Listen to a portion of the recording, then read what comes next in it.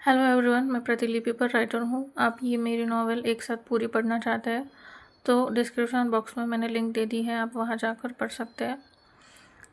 ये नाना करते यहाँ नावल का चैप्टर 2 है। निकेत के पिताजी, बेटा अब तेरी माँ को संभालना मुश्किल हो गया है, उसने खाना तक छोड़ दिया है। वो कह रही है कि निकेत घर आएगा तो ही खाना खाऊंगी, तू जल्दी से घर जा। निकेत ओके टाइप कर देता है। अब आगे निकेत अपना सारा इम्पोर्टेंट काम जल्दी से ख़त्म कर लेता है और बाकी का सारा काम अपनी टीम के भरोसे छोड़कर इंडिया वापस आ जाता है। निकेत 3 महीने से इंडिया के बाहर था। उसने ठीक से अपने पेरेंट्स से बात तक नहीं की थी। इस वजह से निकेत की माँ निकेत से कुछ ज़्यादा ही नाराज़ थी। तो वो सोचता है कि माँ को मनाने के लिए फ्लावर्स लेकर जाऊँ, क्योंकि निकेत की माँ को रेड रोजेज़ बहुत पसंद थे। फिर निकेत अपनी कार फ्लावर शॉप की तरफ मोड़ लेता है। यहाँ पर अन्विता पहले से ही मौजूद थी, क्योंकि वो अपनी फ्रेंड के लिए रेड रोजेज़ का बुके लेने आई थी। अन्विता रेड रोज़ का बुके खरीदती है और फिर उन्हें पैक करने को बोलती है। वो जब तक रेड रोजेज़ का बुके पैक कर रहे थे तब तक अन्विता फ्लावर शॉप देख रही थी। वो फ्लावर शॉप बहुत ही बड़ी थी और खूबसूरत भी थी। वहाँ पर अलग अलग वैरायटी के बहुत खूबसूरत फ्लावर लगे हुए थे, इसलिए अन्विता खुशी से देख रही थी। अन्विता घूम घूम कर देख रही थी कि कौन कौन से अलग अलग टाइप के फ्लावर है। तभी वहाँ पर निकेत आता है और फ्लावर शॉप ओनर को रेड रोजेज़ का बुके देने को बोलता है। फिर फ्लावर शॉप ओनर ओके बोलता है और निकेत को रेड रोजेज़ का बुके पैक करके देने लगता है। तभी वहीं पे काम करने वाली एक लड़की आकर शॉप ओनर से कहती है, सर ये रेड रोजेज़ का आखिरी बुके था और ये उन मैडम ने खरीद लिया है। ऐसा कहकर अन्विता की तरफ इशारा करती है। निकेत उस तरफ देखता है। दोनों एक दूसरे की तरफ देखकर एक साथ बोल पड़ते हैं, तुम? निकेत, तुम यहाँ भी पहुँच गई? अन्विता, क्यों, क्या हुआ? तुम्हारे बाप की दुकान है क्या? निकेत, अगर मैं जल्दी में ना होता ना तो तुम्हें बताता, क्योंकि उसने अपने पेरेंट्स को मनाकर फिर मीटिंग अटेंड करने भी जाना था। फिर शॉप ओनर कहता है, ज़रा 15 मिनट वेट कीजिए, आपके लिए दूसरा बुके रेडी करवाता हूँ। रेड रोजेज़ हमारे पास है, बस बुके बनाना बाकी है। निकेत अन्विता से कहता है, देखो मुझे जल्दी है, मैं बुके लेकर जाता हूँ, तब तक दूसरा रेडी कर देंगे, तुम वो लेकर जाओ। अन्विता, बिल्कुल भी नहीं, पहले मैं आई थी तो पहले बुके लेकर मैं ही जाऊंगी। निकेत मन में कहता है, ये तीखी मिर्ची ऐसी नहीं मानने वाली। फिर निकेत अन्विता का ध्यान भटकाने के लिए उसे कहता है, देखो तुम्हें वो बुला रही है। अन्विता उस तरफ देखती है तो उसे वहाँ कोई नहीं नज़र आता। फिर वो समझ जाती है कि निकेत ने उसे बेवकूफ़ बनाया है। तब तक निकेत काउंटर पर रखा रेड रोजेस का बुके उठा लेता है। अन्विता उसे ऐसा करते हुए देख लेती है और उसके हाथ से बुके लेने की कोशिश करती है। तो निकेत एक हाथ में फ्लावर का बुके लेकर उस हाथ को ऊपर कर देता है। हाथ ऊपर करते ही अन्विता कूदने लगती है और फ्लावर का बुके लेने की कोशिश करती है, पर उसके हाथ फ्लावर का बुके नहीं आता, क्योंकि निकेत उससे हाइट में बहुत बड़ा था और अन्विता उससे हाइट में छोटी थी। अन्विता जब तक कूद रही होती है तब तक निकेत बुके का बिल फ़ोन पे कर देता है। उन दोनों को ऐसे देख लग रहा था जैसे कोई कपल हो। आने जाने वाले लोग उन्हें देख रहे थे और मुस्कुरा भी रहे थे। दोनों की जोड़ी बहुत अच्छी लग रही थी। फ़ोन पे करने के बाद निकेत कहता है, बड़ी ताकतवर हो, पसीने छुड़ा दिए मेरे। और यह सच भी था। निकेत ने आज एक बुके के लिए कितना कुछ किया था। इतने सारे पापड़ बेले थे। अन्विता मन में सोचती है, अब तो उसने खरीद ही लिया है, बिल्कुल बिल भी पे कर दिया है, अब कुछ नहीं कर सकती। निकेत चिढ़ाते हुए कहता है, धन्यवाद आपका, बहुत बड़ा दिल है जो तुमने बड़ा दिल करके ये रेड रोजेस का बुके मुझे लेने दिया। अन्विता, हाँ हाँ, कर तो बहुत कुछ सकती थी, पर तुमने खरीद ही लिया है तो जाने दो। निकेत फिर उसे पूछता है, वैसे तुम रहती कहाँ हो? अन्विता, जल्लादों की गली में। निकेत, बाप रे, जल्लादों की गली में, नाम क्या है तुम्हारा? अन्विता, भद्रकाली। निकेत, हे भगवान, रहती हो जल्लादों की गली में और नाम है भद्रकाली? अन्विता, क्यों, क्या हुआ, पसंद नहीं आया तुम्हें मेरा नाम? निकेत, मैं तो तुम्हें देखते ही पसंद करने लग गया था, पुजारी बन गया था तुम्हारा। अब नाम सुन के तो श्रद्धा और बढ़ गई है देवी आपके ऊपर। फिर निकेत फ्लावर का बुके लेके वहाँ से जाने लगता है और जाते जाते अन्विता की फिरकी लेते हुए बोलता है, फिर कब मिलोगी? अन्विता निकेत का हाथ पकड़कर कहती है, रुक जाओ ना, साथ में चलते हैं। निकेत मन में, अरे बाप रे, उस दिन हाथ पकड़ा था तो मेरे फेस पर स्प्राइट फेंक कर चली गई थी। आज हाथ पकड़ा है तो पता नहीं क्या करेगी। फिर उसका हाथ अपने हाथ से हटाते हुए कहता है, अरे इतनी जल्दी भी क्या है साथ जाने की, फिर कभी चलेंगे साथ में। और वो अपना रोज़ का बुके उठा के वहाँ से जाने लगता है। अन्विता, मैं हेल्प कर दूँ बुके उठाने में?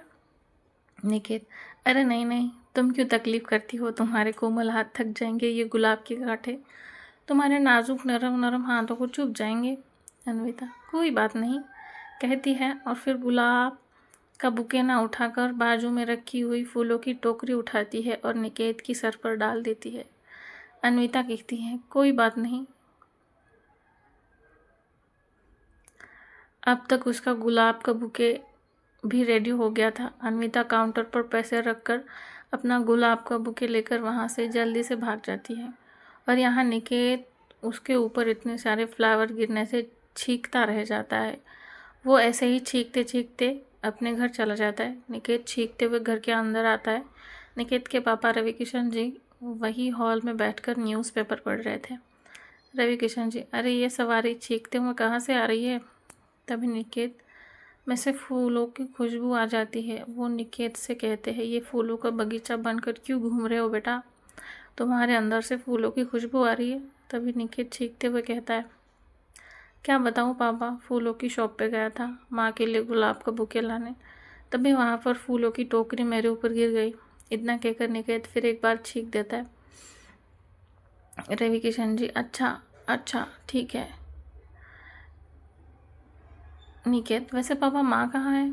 रवि किशन जी, ऊपर है बेटा कमरे में, बड़ी नाराज़ है तुमसे। रवि किशन जी और निकेत ऊपर जाते हैं राधिका जी को मनाने। निकेत, सॉरी माँ, रेड रोज़ का बुके देते हुए कहता है।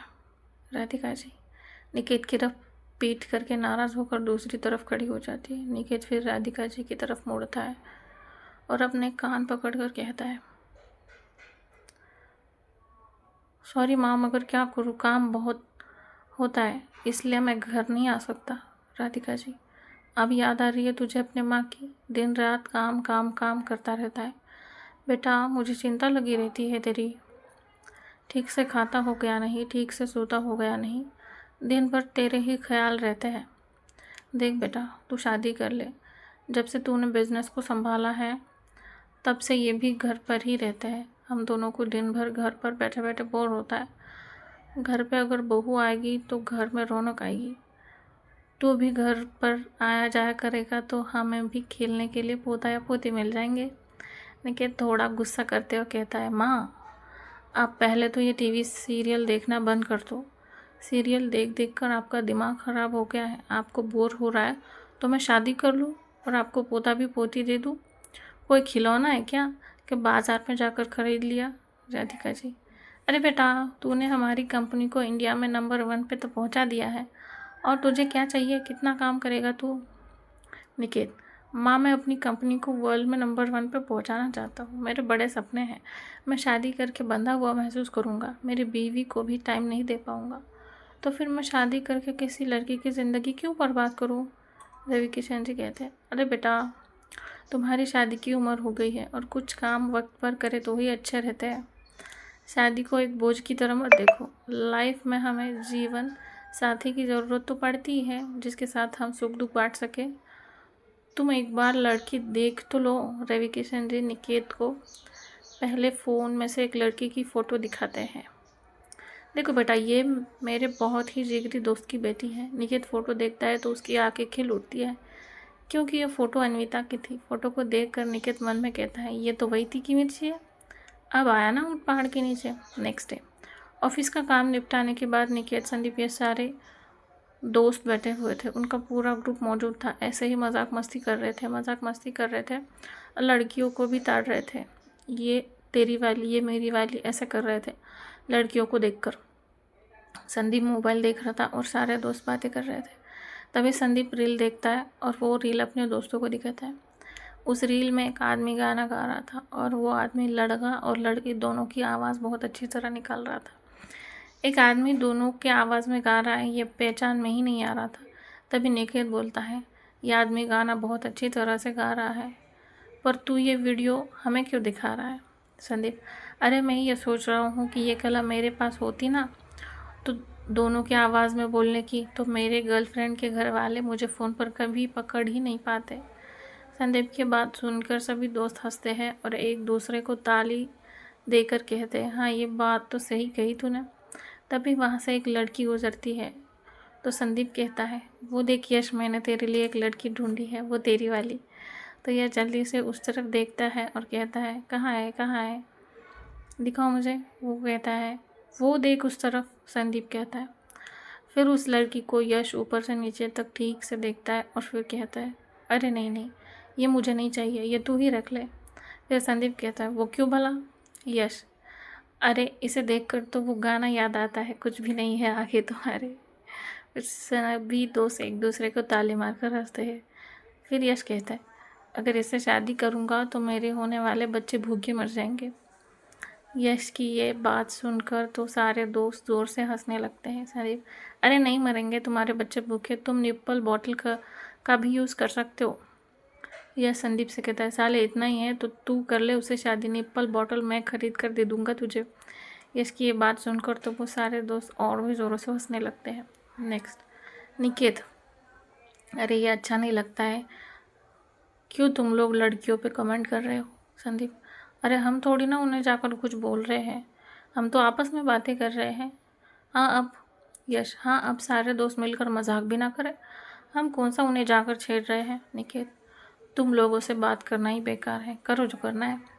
फिर कुछ दिन ऐसे ही बीत जाता है। कुछ दिनों बाद निकेत, संदीप और यश तीनों अपनी मीटिंग के चलते अपने बिजनेस के सिलसिले में आउट ऑफ इंडिया जा रहे थे। तभी एयरपोर्ट पर जाते वक्त रास्ते में निकेत यश से कहता है, यश तू आज ये वाली कार लेकर क्यों आया? तभी गाड़ी से आवाज़ आने लगती है और गाड़ी अटक अटक कर बंद हो जाती है। निकेत, अरे गाड़ी को क्या हुआ, ये बंद क्यों पड़ गई? यश, सब तेरी गलती है, तूने इसे ऐसा क्यों कहा? अब देख हो गई ना नाराज़ मेरी छमछम। निकेत शॉकिंग एक्सप्रेशन देते हुए, व्हाट डिड यू से, छमछम? यश, हाँ इसका नाम छमछम है। अब क्या पता ये नाराज़ हो गई है या बीमार पड़ गई है। अगर बीमार पड़ गई होगी तो डॉक्टर के पास ले जाना पड़ेगा, पर अभी यहाँ आसपास डॉक्टर होगा क्या?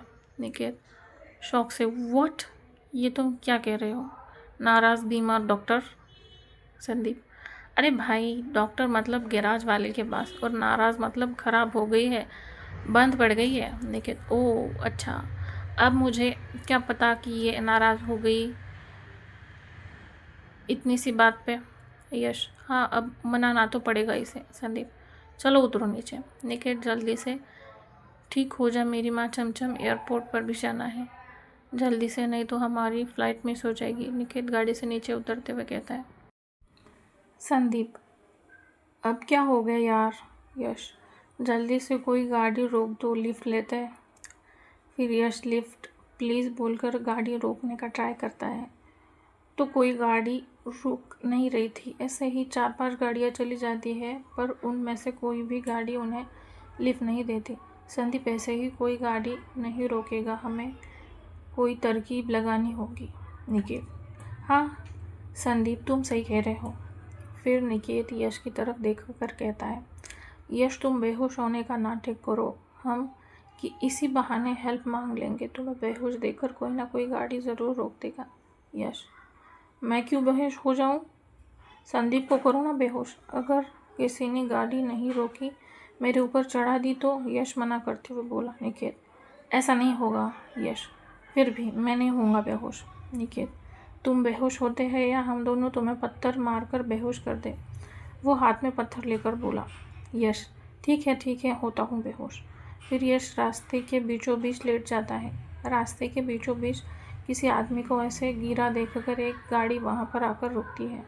ये गाड़ी हमारी अन्विता, कविता और आरती की थी। गाड़ी रुकते ही रास्ते पर लेटा हुआ यश उठ जाता है और गाड़ी के पास आ जाता है। गाड़ी रुकते ही कविता बोलती है, जो खिड़की के पास ही बैठी थी, हमारी गाड़ी क्यों रोक दी? यश, क्योंकि मैं बेहोश हो गया था। आरती, व्हाट नॉनसेंस। निकेत, हमारी गाड़ी ख़राब हो गई है, हमारा एयरपोर्ट पर जाना बहुत ज़रूरी है, नहीं तो हमारी फ़्लाइट मिस हो जाएगी, प्लीज़ हमें लिफ्ट दे दीजिए। अन्विता अंदर से कहती है, जी नहीं, हम गैर को लिफ्ट नहीं देते। संदीप कहता है, अजय हम गैर कहाँ, ज़रा अंदर कार में बैठने तो दीजिए, 5 मिनट में हम गैर आपके अपने ना हुए तो कहना। निकेत, देखिए समझने की कोशिश कीजिए, हमारा एयरपोर्ट पर पहुंचना बहुत ज़रूरी है। आरती, एक बार हमने ऐसे ही एक आदमी को लिफ्ट दी थी, फिर वो हमारे पर्स लेकर भाग गया था। संदीप गुस्से से, क्या हम आपको पर्स चुराने वाले लगते हैं? कविता, जी हाँ, आप हमें पर्स चुराने वाले लगते हैं। संदीप गुस्से से, इसकी तो मैं। संदीप कुछ कहने वाला होता है, तभी यश उसे बीच में रोक देता है और साइड में ले जाकर समझाता है, देख भाई, कभी कभी ज़रूरत पड़ने पर हमें गधे को भी हमारा बाप बनाना पड़ता है, और अभी ज़रूरत हमारी है, तू चुपचाप रहे। निकेत उन्हें मना लेगा, हमें लिफ्ट चाहिए, जल्दी से जल्दी, नहीं तो फ़्लाइट मिस हो जाएगी। निकेत, देखिए अच्छे कर्म का फल हमेशा अच्छा ही होता है, अगर आप हमें लिफ्ट देकर अच्छा कर्म करेंगी तो भगवान आपको इस अच्छे कर्म का फल ज़रूर देगा। अन्विता, अपना ये सड़ा पका फल तुम अपने पास रखो। कविता, ड्राइवर भैया चलिए। संदीप, देखा कितनी सेल्फिश होती है ये लड़कियाँ। यश, हाँ यार, इंसानियत का तो ज़माना ही नहीं रहा। संदीप कहता है, तुम रुको और देखो अभी मैं क्या करता हूँ, और उनकी गाड़ी की हवा निकाल देता है, अब देखता हूँ कैसे जाती है। वे निकेत, संदीप, यश तीनों एक दूसरे को ताली देकर हंसते और कहते हैं, अब आएगा मज़ा। निकेत, यार सचमुच कॉलेज के दिन याद आ गए। तभी थोड़ी दूर जाकर उन तीनों लड़कियों की गाड़ी रुक जाती है। अन्विता, अरे गाड़ी क्यों, क्या हुआ? कविता, पता नहीं, देखना पड़ेगा। फिर तीनों गाड़ी से उतर जाती है। आरती कहती है, लगता है गाड़ी पंक्चर हो गई है। ड्राइवर कहते हैं, मैडम आपको लिफ्ट लेनी पड़ेगी। लड़कियां लिफ्ट के लिए हाथ करती हैं। एक गाड़ी वहाँ पर आकर रुकती है। यहाँ निकेत, संदीप और यश बातें कर रहे थे। संदीप कहता है, देखो वो तीनों लड़कियां हैं और उन्हें देखकर कोई ना कोई गाड़ी ज़रूर रोकेगा, और जैसे ही कोई गाड़ी रोकेगा, जिस गाड़ी में वो लड़कियां बैठ जाएंगी उसी गाड़ी में हम भी बैठ जाएंगे।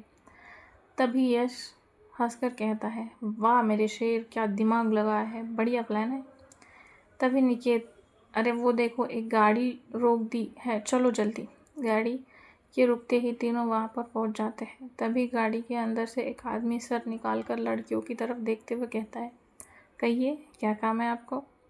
निकेत कहता है, हम सभी को एयरपोर्ट जाना है और हमारी गाड़ी ख़राब हो गई है, हमें लिफ्ट चाहिए। वो आदमी कहता है, हम सभी को लिफ्ट नहीं दे सकते, हम सिर्फ लड़कियों को लिफ्ट दे सकते हैं। संदीप कहता है, वो तो आपको देखकर ही नज़र आता है। वो आदमी कहता है, क्या नज़र आता है? संदीप कहता है, यही कि तुम्हारी गाड़ी छोटी है और तुम्हारी नज़रें खोटी है। वो आदमी बोला, क्या मतलब? यश बोला, मतलब ये है कि तुम्हारी नीयत और तुम्हारी गाड़ी दोनों ख़राब है। वो दोनों आदमी लड़कों को इग्नोर करते हैं और लड़कियों को कहते हैं, आइए आप गाड़ी में बैठ जाइए। निकेत कहता है, हम साथ में आए थे, साथ में जाएंगे, लिफ्ट देनी है तो सबको दीजिए। वह आदमी बोला, नहीं नहीं भाई, सबको नहीं दे सकते, हम लिफ्ट सिर्फ लड़कियों को देंगे। वो गाड़ी स्टार्ट करते हैं और चले जाते हैं। तीनों लड़कियां उन्हें रुकने को कहती है पर वो नहीं रुकते। तीनों लड़के कहते हैं, अरे जाने दो उन्हें। फिर तीनों लड़कियां गुस्से से एक साथ बोल पड़ती हैं, जी तो करता है, तुम्हारे मुंह नोच ले, क्यों बेकार में हमारे पीछे पड़े हो, जाओ यहाँ से, हमें देर हो रही है, कहीं हमारी फ़्लाइट मिस ना हो जाए। तीनों लड़के, अच्छा ठीक है जा रहे हैं, मगर तुम तीनों यूँ अदरक खाई हुई बंदरिया की तरह क्यों उछल रही हो?